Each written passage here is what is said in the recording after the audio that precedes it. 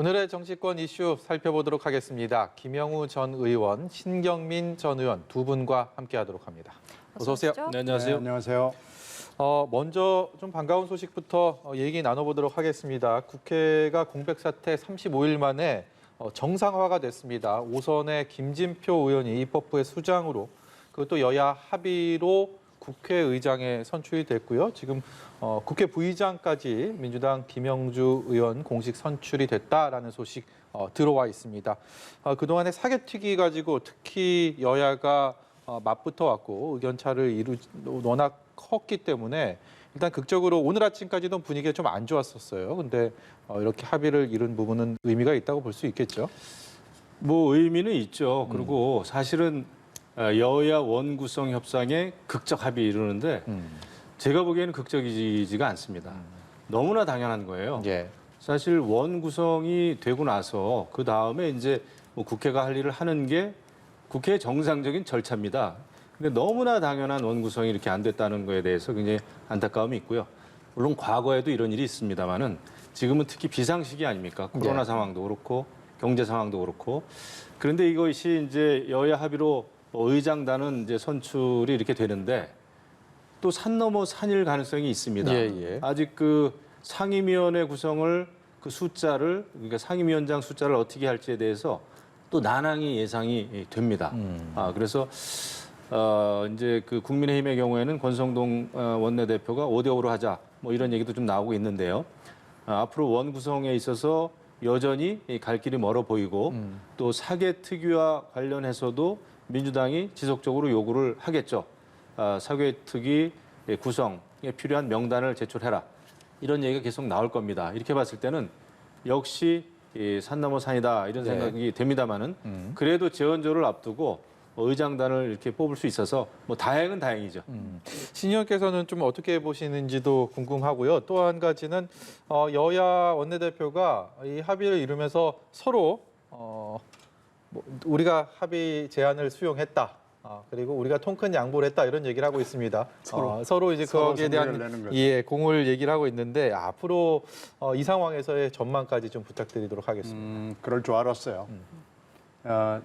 제가 여러 곳에서 사람들 만날 때마다 7월 17일이 한 데드라인이 될 거다라고 얘기를 했는데 아닌 게 아니라 이제 오늘 합의를 해야 하고 그리고 이제 7월 17일 행사할 수 있고 그리고 이제 또 마냥 또 논의하는 거죠. 예. 지금 산 하나 넘었다고 생각하면 될 것 같고요. 일단 재연절 행사 끝나고 난 뒤에 또 뭐 협의를 해야 되는데 이게 쉬워 보이지 않습니다. 갑자기 오늘 권성동 대표가 5대5 얘기를 들고 나왔기 때문에 지금까지 했던 거와는 또 다른 국면이 산이 하나 더 추가가 된 거죠. 지금 5대5 얘기는 안 나왔던 얘기를 다시 지금 끄집어낸 거고요. 사개특위 문제 여전히 남아 있고요. 사개특위를 또 반반씩 하자고 그러면은 사개특위 안 한다는 얘기하고 거의 이 동전의 앞뒷면 비슷하게 되고요. 그렇게 따지면은 이걸 앞으로 어떻게 풀어가야 되나 다시 또 2차 데드라인이 하나 있어야 될 것 같고요. 결국 데드라인은 앞으로도 멀지 않았을까요? 9월 1일 정기국회 개회가 있지만은 그것을 넘어서서도 또 데드라인이 있을 것 같기도 하고 지금 헌법재판소에 지금 가처분 신청 내놓은 게 있으니까 그걸 또 핑계 댈 수도 있고 이렇기 때문에 산이 앞으로 몇 개 남은지 잘 모르겠습니다. 뭐 의미에 대해서는 두 분 다 평가를 해주셨는데 앞으로도 만만치 않다라는 데는 의견을 일치된 의견을 말씀하셨습니다. 저희 인사 이야기도 바로 해보겠습니다. 오늘 오전이었죠. 김승희 보건복지부 장관 후보자 임명 39일 만에 자진 사퇴를 또 발표를 했습니다. 앞서 정호영 보건복지부 후보자에 이어서 김승희 후보까지 이렇게 사퇴를 하면서 복지부 장관의 공백이 점점 길어지고 있습니다. 코로나19 사태가 다시 거세지는 상황이라서 사실 많이 걱정이 됩니다. 어떻게 좀 보시는지요? 걱정되죠. 하지만은 김승희 후보자에 대해서는 그 여권 내에서도 김승희 후보는 어렵겠다, 안 되겠다. 더더군다나 중앙선관위가 대검의 수사 의뢰까지 한 후보자이기 때문에 이대로는 안 되겠다는 여론이 굉장히 비등했었습니다. 그래서 저는 당연한 결과가 아닌가 생각이 되는데 다만 벌써 보건복지부 장관 후보 2명이 연이어서 낙마를 하는 바람에 예. 앞으로 이제 연금 개혁도 해야 되고 코로나 팬데믹 상황에 대처도 해야 되는데 그것은 굉장히 좀 걱정이 됩니다. 어쨌거나 인사가 이제 만사인데 인사가 굉장히 중요한데 지금 인사 문제로 이렇게 윤석열 정부 출범을 했습니다마는 인사 문제 때문에 굉장히 지금 난항을 겪고 있어요. 아직도 인사가 또 다 끝나지 않았고요. 그래서 앞으로도 좀 굉장히 좀 걱정은 되는데 그것 때문에 이제 윤석열 정부에 대한 비판도 많이 있죠. 인사 문제를 두고요. 예. 근데 뭐 윤석열 정부의 인사를 보면은 뭐 아주 썩 잘한다. 모든 국민이 박수 칠 만한 그런 점수를 받기는 좀 어려울 겁니다. 그럼에도 불구하고 기존의 정부, 특히 바로 직전 정부인 문재인 정부에 비해서는 그렇게 또 잘못된 인사는 아니다라는 생각도 듭니다. 그런데 이런 인사가 정권이 바뀌어도 계속 지속되는 그 구조적인 이유가 있습니다. 그래서 이제 그것을 우리가 이제 탈피를 해야 되는데요. 뭐 정치가 진영 논리에 따라서 하다 보니까 자기 진영에서만 사람을 찾고 그다음에 또 대통령 선거 끝나고 난 다음에 후보들을 추리다 보니까 그 기간이 너무나 짧습니다. 후보들 물색하는 기간이 너무 짧죠. 그런 게 있고 그다음에 또 이제 야당은 거의 무조건적인 비판을 많이 하기 때문에 예. 제대로 된 인사 검증이 이루어지기가 어려운 그런 정치 토양이다. 이런 말씀을 드립니다. 이런 것을 이제 구조적으로 개편하는 노력이 필요하다. 예. 이런 생각입니다. 구조적인 문제까지 짚어주셨는데 윤 대통령은 그간 어찌됐든 신속하게 이 장관 후보자들이 일을 해야 한다라는 입장을 밝혀온 만큼 이제 후임 보건복지부 장관 후보자도 좀 빠른 시일 내에 지명이 되리라고 보십니까? 글쎄 그래야 되겠지만 지금 이 두 분 오늘 한 명은 되고 한 명은 지금 낙마한 거 아니겠어요? 이 두 분의 임명 과정을 보면 완전히 번갯불에 콩 튀겨 먹듯이 했어요. 예. 워싱턴 포스트 기자의 그 한미 정상회담 회견에서 지적을 받자마자 기다렸다는 듯이 그 당시 표현은 망치로 머리를 한 대 꽝 맞은 것 같았다라는 표현을 윤 대통령이 직접 썼거든요. 그러고 나서 바로 이 두 사람의 인사가 나왔는데 그때 조금만 더 한 템포 늦게 사람을 좀 확인해 봤다라면은 아쉬움이 있어요. 예. 왜 그러냐면은 이 지금 김승희 후보의 경우에는 비례대표로 4년 동안 국회에 있었거든요. 그 당시에 보면은 이분이 굉장히 많은 여러 가지 발언을 통해서 무리한 얘기를 참 많이 했습니다. 그래서 조금만 여유를 가지고 한 박자만 쉬어서 그 사이 발언 4년 동안 공직에 있었기 때문에 또 그전에도 공직에 있었고요.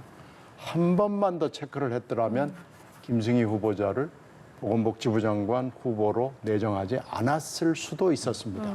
그런데 그렇게 급하게 하다가 보니까 머리를 망치로 콱 맞고 바로 하다가 보니까 이런 무리수를 두었고 사실 제대로 인사검증도 안 했을 겁니다. 이번에 어차피 이렇게 됐으니까 그 엎어진 길에 좀 차근차근히 좋은 분들이 많이 있어요. 좀 찾아보고 이 중차대한 임무를 수행할 좋은 사람을 찾는 것이 맞아 보입니다. 예, 윤 대통령 오늘 출근길에 이 인사와 관련해서 질문을 받고 답변을 했습니다. 그 목소리를 직접 듣고 계속해서 이야기 이어가도록 하겠습니다. 공무원이라고 하는 것은 국민이 먹고 사는 문제를 다루는 사람이고 국민의 재산을 결국은 책임지는 사람이라고 볼 수 있습니다. 그래서 자기가 맡을 업무에 대한 전문성과 역량이 저는 가장 중요하다고 보고 우리 정부에서는 그런 점에서는 빈틈없이 사람을 발탁했다고 저는 자부하고 전 정부에 비교할 바는 아니라고 생각합니다. 그리고 도덕성 면에서도 전 정부에서 밀어붙인 인사들을 보면은 비교가 전 될 수 없다고 봅니다. 네, 지금 윤석열 대통령의 발언은 오늘 아침 출근길, 그러니까 김승희 후보자가 자진 사퇴를 하기 이전입니다. 여기서 나온 얘기가 거취에 대해서 기자들이 물었는데 우리는 문재인 정부와 다르다. 그리고 가부간에 신속하게 결론을 낼 것이다 라고 얘기를 했고 얼마 지나지 않아서 김승희 후보자는 스스로 자리에서 물러났습니다. 그리고 윤석열 대통령은 박순애 장관, 교육부 장관 후보자에 대해서는 임명을 했단 말입니다. 국회가 정상화되기 전에 이 청문 절차 없이 임명을 했는데 어떻게 보면 윤석열 대통령의 이런 인사 스타일이 소신으로도 볼 수 있을 것 같고 또 한편에서는 고집이다라고 볼 수도 있을 것 같습니다. 이 선택적인 이런 인사 여기에 대해서 신의원께 한 말씀 여쭤보도록 하겠습니다. 특히 박순애 후보자에 대해서요. 지금 흘러나왔던 얘기는 두 사람에 대해서 다 후임자를 찾고 있었다라는 얘기는 흘러다녔어요. 근데 지금 오늘 그렇게 보니까 하나씩 지금 다르게 처리를 한 거예요. 결국 박순애 후보자는 가는 걸로 하고 이분은 김승희 후보자는 버리는 걸로 이렇게 내부 결정이 돼 있었던 게 맞는 건데 사실 박순애 후보자도 그렇게 좋은 점수를 주기는 매우 어렵습니다. 원래 문제가 됐던 음주운전도 있었지만 논문 표절도 여러 건이 나왔고 특히 이 갑질에 관한 부분은 박 후보자가 거쳐갔던 대학을 통해서 여러 건이 사실은 나왔습니다. 지금 보도된 건 그중에 한 건이 나왔습니다만은 특히 학생들에게 대한 갑질은 질이 별로 좋지 않습니다. 더군다나 이분은 그 전공이 환경입니다. 그러면 환경 전문가를 교육 전문가가 가야 되는 자리로 썼다 그러면은 훨씬 교육적인 그 냄새나 향기가 많이 나야 되는데 그런 향취가 없어요. 근데 이렇게 따지면은 지금 하나는 가고 하나는 안 가게 하고 이렇게 지금 끼어 팔기식으로 했는데 이렇게 되면은 전국에 좋지 않은 영향을 줄 겁니다.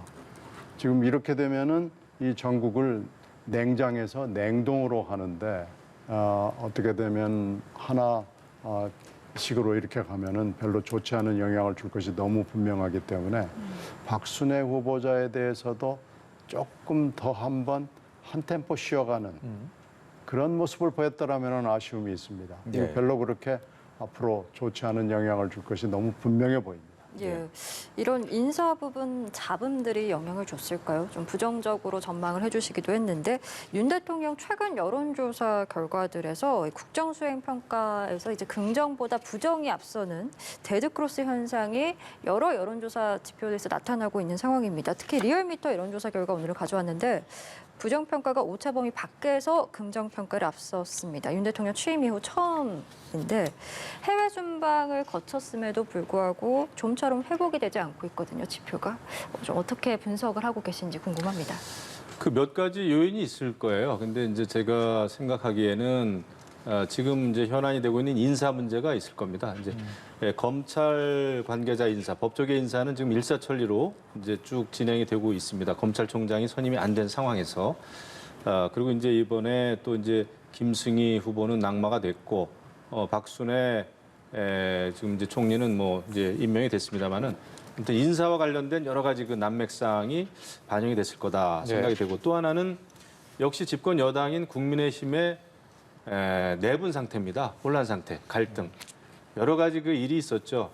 대통령의 국정 수행을 돕기 위해서 민들레 모임이 필요하다 했다가 또 그게 좀 흐지부지 된 것도 있고요. 그다음에 지금 이준석 당대표 윤리위 심판대 위에 서게 되지 않았습니까? 그리고 여러 그 뭐라 그럴까 이준석 당대표가 주류 세력하고의 여러 가지 갈등 문제 이런 게 있고 그다음에 또 뭐 여러 가지 그 김건희 여사의 팬클럽과 관련된 문제도 있고요. 이런 상황에서 이제 집권 여당이 힘있게 국정 운영을 주도해 나가지 못하는 이런 상황이 총체적으로 반영이 됐고 그다음에 이제 역시 0.73%로 이겼다고 해가지고 지금 이제 야권에서 특히 이제 강경 야권 세력들이 윤석열 정부에 대해서 굉장히 집요하게 공격을 많이 하죠. 제가 보더라도 정말 어이없을 정도로 무슨 뭐 사진 한 컷이라든지 무슨 장면 하나 가지고 굉장히 이제 윤석열 대통령, 윤석열 정부를 흠집내는 그런 것도 저는 작용하고 있다 생각을 합니다. 그래서 이런 것들이 총체적으로 국정 운영 지지도에 반영이 되고 있지 않나 이런 생각을 하죠. 네, 이번에는 각 당의 얘기 좀 해보도록 하겠습니다. 먼저 민주당 얘기 좀 해볼 텐데요. 박지원 전 비대위원장이 어제였죠. 당권 도전에 대한 사실상 출사표를 던졌고 그리고 이재명 의원에 대한 얘기도 하면서 화제를 모았는데 지금 들으실 얘기는 오늘 비대위에서 이 박지원 전 위원장이 당권에 도전할 수 없다라는 이른바 무산 발표를 하기 이전의 목소리입니다. 그 참고해 주시고 먼저 듣고 오겠습니다. 저를 부르실 때 당의 쇄신과 혁신을 해달라 라면서 부르셨어요. 그래서 이제 주문을 하신 대로 시킨 대로 이제 당의 쇄신과 혁신을 위해서 계속 목소리를 냈는데 선거를 앞뒀으니 하지 마라. 이거는 이런 말씀을 하실 거면 선거 끝나고 부르셨어야죠, 저를. 그래서 이 5대 혁신안을 당에서 협의한 만큼 정말 이뤄내는 것이 그 무엇보다 책임을 지는 방식이겠다 생각하고 있습니다. 네, 박지원 전 위원장 얘기를 좀 해보면요. 당권 도전을 선언했는데 비대위에서 당원 당규에 예외를 둘 수는 없다. 이 6개월이 입당한 지 안 됐기 때문에 당 대표로 출마를 할 수 없다라고 오늘 공식적인 해석을 했습니다. 그렇기 때문에 특히 박지원 위원장은 앞서서 이재명 의원이 대선 기간에 직접 영입을 했기 때문에 이 관계에 있어서도 조명을 받았고 이번에는 이 출마하면서 이재명 의원에 대한 또 비판 섞인 목소리를 내면서 또다시 눈길을 끌었습니다. 이런 것들이 어떤 것을 좀 함의하고 있다고 보십니까? 비대위원장은요, 원래 당원 여부로 오는 게 아닙니다. 이재명 그 당시 이제 낙선 후보죠. 낙선 후보가 어떤 영업 멘트를 했는지 잘 모르겠어요. 뭐 틀림없이 굉장히 꾸민 말을 하고 당신이 꼭 와줘야 되고 뭐 이런 얘기를 했겠죠. 그 당시에 공식적인 자리에서 1시간 이상 나를 설득했다라는 얘기를 박지원 위원장이 당시에 했거든요. 그러니까 1시간 동안 이제 꼬인 거죠. 굉장히 많은 얘기들을 하면서 했을 텐데 그건 그거고요. 비대위원장은 나이, 뭐 세대, 지역 뭐 이런 거 아무 상관없습니다. 당원, 비당원 이런 거 상관없이 전국적으로 우리가 모집단을 놓고 거기서 모셔오는 거거든요. 근데 이건 지금 얘기하는 대표는 다른 겁니다. 그건 당원 중에서 뽑는 겁니다. 그러니까 투표를 할 수 있어야 되고 그러니까 선거권과 피선거권이 같이 있어야 되는 거죠. 지금 이걸 혼동을 해서 얘기하는 거죠. 네. 내가 비대위원장까지 하고 그때 그렇게 왔는데 그런데 내가 대표를 못 나가느냐라는 거죠. 그러니까 그건 좀 착각을 한 거 아닌가 싶고요. 또 하나는 김동연 지금 경기지사하고 또 비교를 하는데 그 당시에 합당을 한 상황이었거든요. 그리고 경기지사 선거가 바로 내일 모레 있기 때문에 좀 공천을 해야 되는 그런 상황이었고요.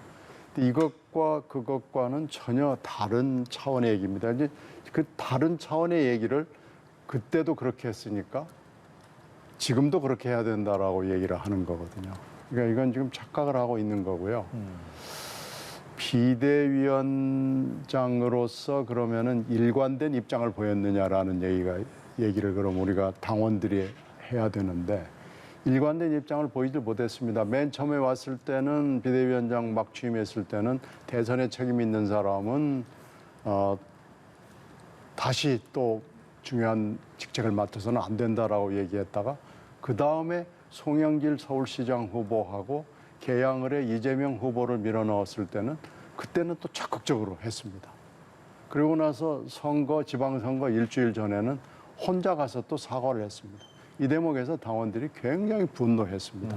그러니까 지금 일관된 흐름을 보여주지 못한 거예요. 그러니까 지금 만약에 일관된 흐름으로 옳은 방향을 보여줬으면은 당원들이 이분 꼭 좀 나왔으면 좋겠다라는 아쉬움이 있죠. 근데 지금 그런 아쉬움을 표시하는 당원들은 거의 찾아보기 어렵습니다.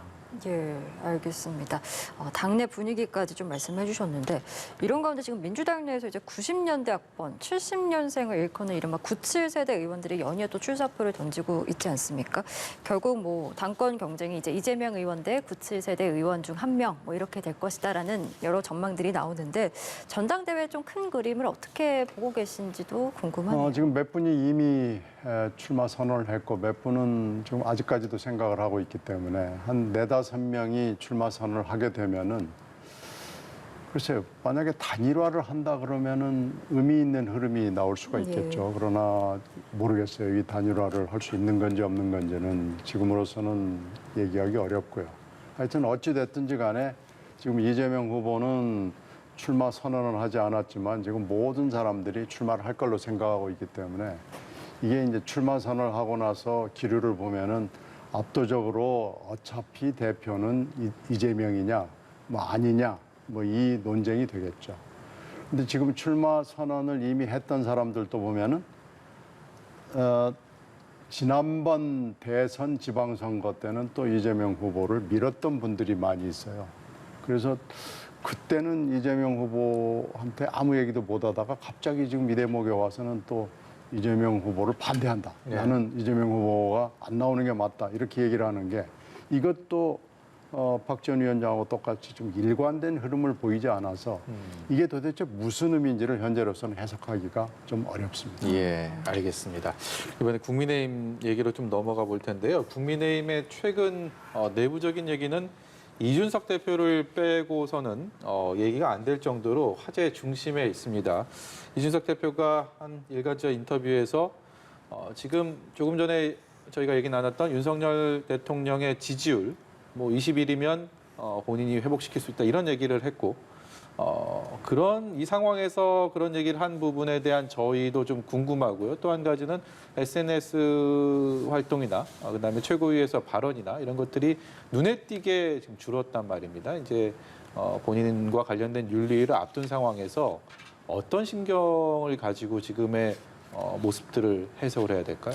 아무래도 지금은 위기 국면이죠. 예, 바로 이제 비대위의 그 심판을 앞두고 있고 윤리위원회요? 윤리위원회 예. 죄송합니다. 윤리위원회 심판 이제 7월 7일이기 때문에 지금으로서는 한두 마디 더 해본들 소용이 없을 겁니다. 오히려 여론을 악화시키겠죠. 아마 그것을 본인도 의식을 한 것 같습니다. 그런데 아쉬움이 있다면 조금 더 일찍 그런 생각을 했으면 어땠을까 싶어요. 왜냐하면 워낙에 이준석 당대표가 언론 뉴스를 많이 탔고 그것도 이제 좋은 쪽보다는 상당히 갈등의 요인의 중심에 서 있지 않았습니까? 네. 그래서 지금 이제 조금 늦지 않았나 싶습니다. 그리고 이제 20일만 주어지면은 대통령 국정 지지율을 올릴 자신 있다라는 말도 조금은 다급해서 하는 얘기 같아요.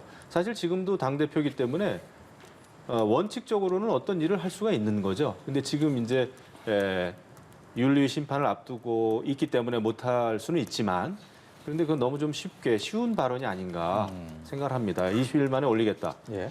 글쎄요. 그것은 당대표로서의 역할을 충실히 해왔고 그런 진정성 있는 어떤 프로젝트를 통해서 당 지지율을 올려야지 20일만 주면 하겠다라는 거는 조금 다급해 보인다. 이런 생각을 좀 하게 되고요. 그다음에 이제 정상적인 사실 당대표라면은 말이 너무 많은 거는 좀 안 좋은 것 같아요. 이것은 이전에 이제 당대표들도 그런 말씀들을 많이 하시더라고요. 다른 사람들을 좀 이렇게 활동을 잘할 수 있는 그런 그 분위기를 만들어야 되는데 지금 너무 이제 불필요하게 많이 갈등의 중심에 서다 보니까 당대표로서는 조금 안정감이 떨어지지 않았나. 물론 뭐 이준석 당대표가 여태까지 기여했던 바는 크지만 그럼에도 불구하고 지금 어쩌겠습니까? 저는 뭐 개인적으로는 윤리위에 사실은 이준석 당대표의 이런 거에 대해서 윤리위의 소환을 받고 심판을 받는 것 자체는 좀 굉장히 부자연스러워요. 너무 쉽게 윤리위가 이 안건을 윤리위에 안건을 올린 거 아닌가 이런 생각이 좀 드는데 그런데 이제는 어쩔 수가 없습니다. 이제는 뭐 날짜까지 정해졌고요. 소명 절차 이제 통해서 심판을 하게 됐는데 국민의힘으로서는 너무나 힘든 과정인데요. 하지만 이거는 어차피 넘어서야 될, 겪어야 될 그런 이슈입니다. 피해갈 수도 없고요. 또 아무리 2030 세대를 우리가 의식을 한다고 해도 공정이라는 잣대, 어느 게 공정한 것인가, 또 어느 게 잘못된 것인가 이런 건 우리가 또 가려야 되는 거 아니겠습니까? 그래서 당이 이것을 또 피해갈 수 있는 방법도 없다. 이렇게 생각합니다. 예. 네, 윤리위 심판을 앞두고 이준석 대표의 행보들이 좀 많이 다급해진 것 같다라는 평가를 해주셨는데 아직까지 이 대표는 임기를 채우겠다라는 의지를 지금 이제 피력하고 있는 상황이거든요. 그게 좀 가능하리라고 보십니까? 이것도 뭐 전적으로 그 윤리위의 그 판단, 징계 여부에 달려 있을 겁니다. 그리고 이준석 대표로서는 그렇게 이야기할 수밖에 없고요. 근데 이제 여태까지 지난 과정을 보면 너무나 많은 사람들하고 너무나 많은 뭐 꼭 주류 세력뿐만 아니라 당내에 우군이 거의 없을 정도로 지금 고립이 되다시피 했단 말이죠. 예. 이런 것은 당 대표로서는 당을 이끌기에는 굉장히 부담이다. 이런 생각을 좀 합니다.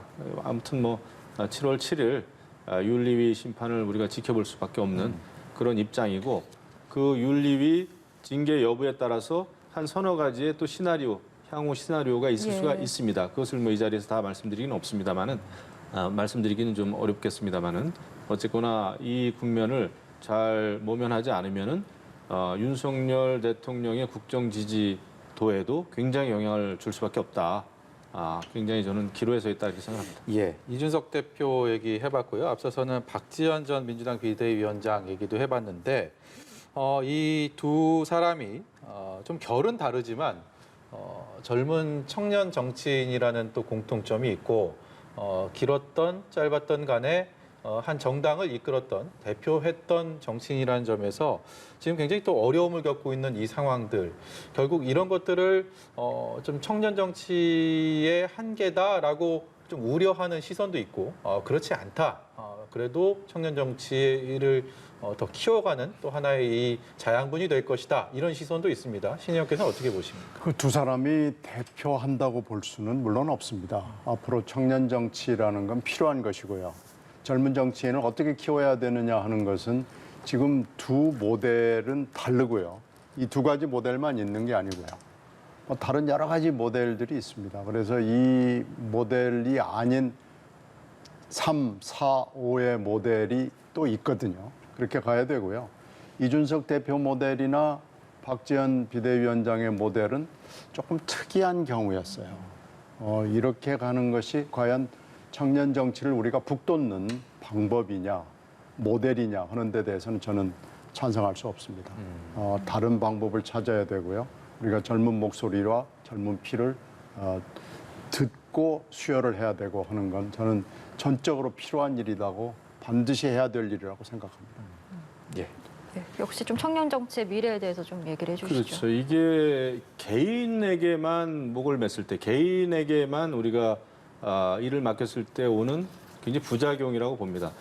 물론 이준석 당대표가 몰고 온 그 바람이 있었고요. 또 박지원 위원장도 마찬가지입니다. 하지만 결국 그 우리의 정당이 청년 정당 또 청년들에게 기회를 줄 수 있으려면 그게 이제 시스템으로 굳어져야 되거든요. 예. 시스템으로 마련이 돼야 되는데 그게 아니고 기성 정치인이 싫다, 기성 정당이 너무 구태다라는 것 때문에 기성 정치와 완전히 다른 것만 찾다 보니까 다른 인물을 네. 찾게 된 건데 하지만은 이것이 그 시스템으로 만들어지지가 않았습니다. 이렇게 됐을 때는 그 인물이 실수했을 때는 바로 그 정당은 다시 또 과거로 회귀할 수밖에 없는 입장이에요. 지금 그 양 정당이 거대한 실험에 실패한 것 같은 느낌이 됩니다. 네. 그래서 이런 것은 역시 하루아침에 정당이 그 혁명처럼 좋아지기는 어렵다.